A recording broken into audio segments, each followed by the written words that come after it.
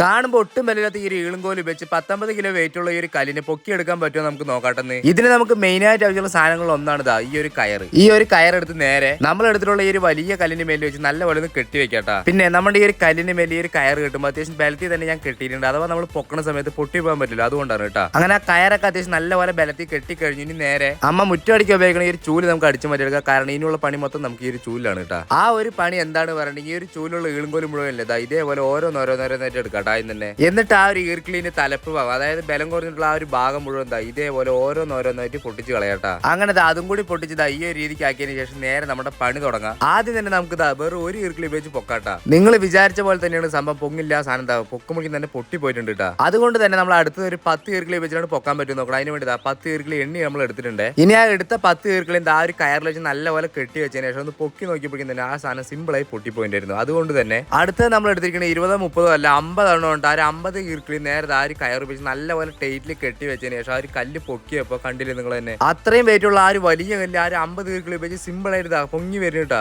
അപ്പൊ കാണുമ്പോൾ വളരെ ബലം കുറവാണെന്ന് വിചാരിക്കണേ ഈ ഒരു 50 ഈർക്കിളി ഉപയോഗിച്ചിട്ടാണ് നമ്മൾ ഇത്രയും വലിയൊരു കല്ല് പൊക്കിയിരിക്കുന്നത് കണ്ടില്ലേ. അപ്പൊ ഈ ഒരു ഈർക്കിളി ഉപയോഗിച്ചിട്ടുള്ള കുഞ്ഞു പരീക്ഷണം നിങ്ങൾക്ക് ഇഷ്ടപ്പെട്ടു പറയണേ ജസ്റ്റ് ഒരു ഫോളോ ചെയ്യാൻ മറക്കല്ലേ.